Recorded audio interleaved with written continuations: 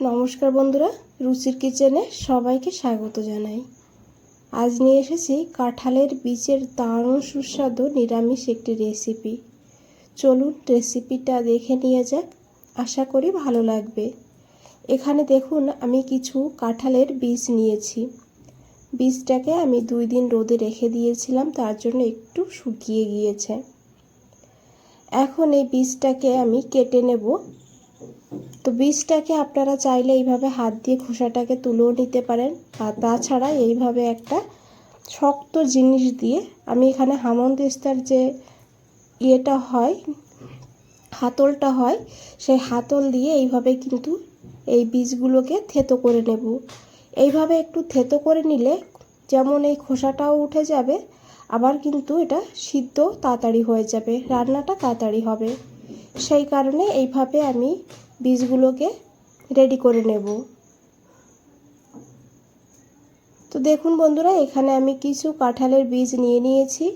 আপনারা চাইলে এই লাল যে খোসাটা আছে উপরে পাতলা, সেই খোসাটাকেও কিন্তু তুলে নিতে পারেন। তো এখানে আমি আর তুলব না। এখন এই বীজগুলোকে ভালো করে ধুয়ে নেব। আর কাঁঠালের বীজের সঙ্গে কিছু সবজি নিয়েছি। দেখুন কি কি সবজি নিয়েছি। বড় সাইজে একটা আলু, কিছু ডাঁটা নিয়েছি এখানে, আর একটা কাঁকরোল নিয়েছি, আর নিয়েছি একটু কুমড়ো কেটে, আর নিয়েছি পটল। তবে আপনারা চাইলে এছাড়াও যে সবজিগুলো এখন পাওয়া যায় গরমের সময়, সেই সবজিগুলো আপনারা নিতে পারেন। ঝিঙে, বেগুন, এই সব সবজি এখানে আপনারা নিতে পারেন। এখানে আমি সবজিগুলোকে কেটে ধুয়ে পরিষ্কার করে নিয়েছি। এখন এদিকে দেখুন একটা কড়াইতে দিয়েছি 2 চামচ সরষের তেল। রান্নাটা আমি সরষের তেলে করেছি, তবে সাদা তেলেও করা যাবে।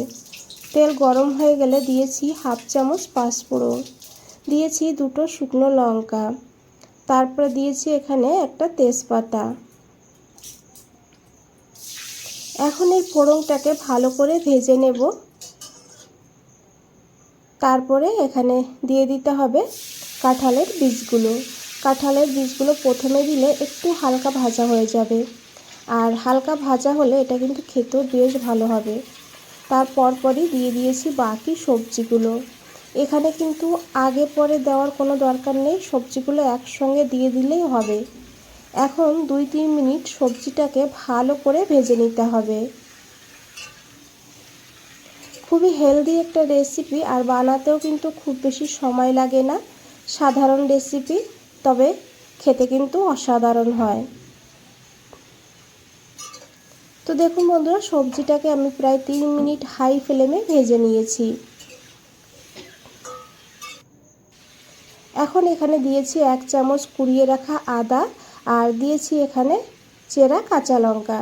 তবে ঝাল আপনারা আপনাদের প্রয়োজন মতো নেবেন এখানে। এখন খুব ভালো করে আবারও 2 মিনিট এইভাবে হাই ফ্লেমে এটাকে কষিয়ে নেব। আর এই রেসিপি কিন্তু ভাত, পাশাপাশি রুটি, পরোটার সঙ্গেও খেতে দুর্দান্ত লাগে। এইভাবে যদি বানিয়ে না থাকেন তাহলে অবশ্যই একবার বানিয়ে দেখবেন। দিয়ে দিয়েছি পরিমাণ মতন লবণ, আর দিয়েছি এখানে 1/2 চামচ হলুদের গুঁড়ো। কালার বুঝে হলুদটা দিতে হবে। এখন খুব ভালো করে আবারও মিশিয়ে নিতে হবে।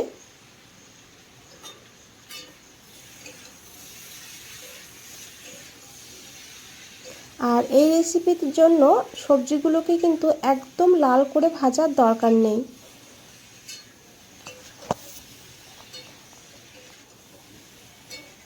তো দেখুন বন্ধুরা, খুব ভালো করে মিশিয়ে নিয়েছি।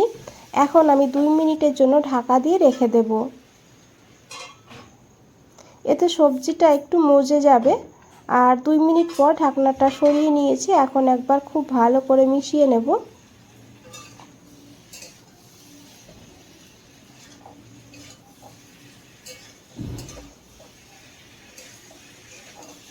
এখন এখানে দিয়ে দিতে হবে পরিমাণ মতন জল, যাতে এই কাঁঠালের বীজ, আলু, কুমড়ো ভালোভাবে সিদ্ধ হয়ে যায়, সেই বুঝে জলটা এখানে দিতে হবে।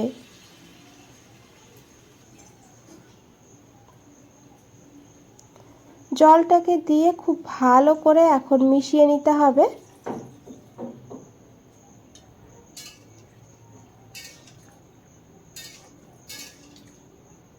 এখন ঢাকা দিয়ে 5-6 মিনিট রান্না করব মিডিয়াম টু লো ফ্লেমে। আর 6 মিনিট পর ঢাকনাটা সরিয়ে নিয়েছি। এখন একবার খুব ভালো করে মিশিয়ে নিতে হবে। আর এখনও কিন্তু পুরোপুরি কুমড়ো আলু সিদ্ধ হয়নি, বাকি রান্না হতে হতে হয়ে যাবে। এখন এখানে আমি দিয়েছি একটা ভাজা মশলা। তো মশলাটা আমি কিভাবে বানিয়েছি সেটা দেখিয়ে দেব পরে। মশলাটাকে দিয়ে ভালো করে মিশিয়ে নিয়েছি। এখানে প্রায় আমি 1 চামচ মতন মশলা দিয়েছি। এইভাবে একটু খুন্তি দিয়ে আলু কুমড়োটাকে একটু ভেঙে দিলে তাহলে একটু ঘন হবে আর টেস্টটাও অনেকটা বেড়ে যাবে। আর বীজগুলোও কিন্তু ভালোভাবে সিদ্ধ হয়ে গিয়েছে। এখন ঢাকা দিয়ে আবারও লো ফ্লেমে 2 মিনিট রেখে দেব।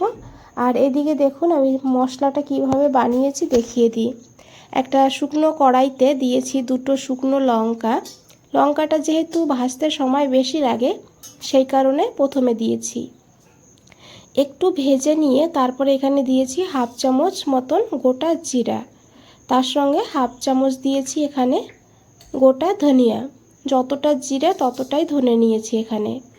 এখন লো ফ্লেমে মশলাটাকে ভালো করে ভেজে নেব।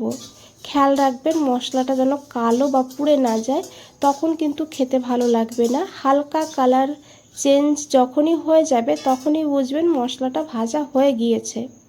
তো দেখুন বন্ধুরা মশলা কিন্তু ভাজা হয়ে গিয়েছে আর মশলার থেকে খুব সুন্দর একটা গন্ধও ছেড়েছে আর কালারটাও কিন্তু হালকা চেঞ্জ হয়ে গিয়েছে। এর থেকে বেশি আর কিন্তু ভাজবো না। এখন এই মশলাটাকে তুলে নিতে হবে। তুলে নিয়ে ঠান্ডা করে তারপরে আমি গুঁড়ো করে এই মশলাটাই কিন্তু দিয়ে দিয়েছিলাম। অবশ্যই মশলাটা এখানে দিয়ে দেবেন। আর এখানে 2 মিনিট হয়ে গিয়েছে। দিয়েছি এখানে 1/2 চামচের একটু বেশি চিনি। চিনিটা আপনারা আপনাদের টেস্ট মতন নেবেন। এখানে চিনিটাকে দিয়ে খুব ভালো করে মিশিয়ে নিয়েছি। এটা ঠান্ডা হওয়ার পরে আরেকটু ঘন হবে, তাই এই অবস্থায় কিন্তু গ্যাসটা বন্ধ করতে হবে। দিয়েছি 1 চামচ ঘি। গ্যাসটা বন্ধ করে ঘিটা দেবেন, এতে ঘিয়ের ফ্লেভারটা ভালো থাকবে। তারপরে খুব ভালো করে মিশিয়ে নিতে হবে। বন্ধুরা এখানে একটা কথা বলে রাখি, যদি রেসিপিটা দেখে একটু ভালো লেগে থাকে একটা লাইক করে দেবেন, চ্যানেলটাকে সাবস্ক্রাইব করে পাশে থাকবেন, কমেন্টসে জানাবেন কেমন লেগেছে। আর আশা করি দেখে বুঝতেই পেরেছেন দেখতে কতটা লোভনীয় লাগছে, খেতেও কিন্তু দুর্দান্ত। একবার হলেও বানিয়ে দেখবেন, তারপরে জানাবেন। আজ তাহলে এই পর্যন্তই। ফিরে আসছি নতুন কোনো রেসিপি নিয়ে। ভালো থাকবেন, সুস্থ থাকবেন। সবাইকে অনেক অনেক ধন্যবাদ এত সময় ধৈর্য ধরে রেসিপিটা দেখার জন্য।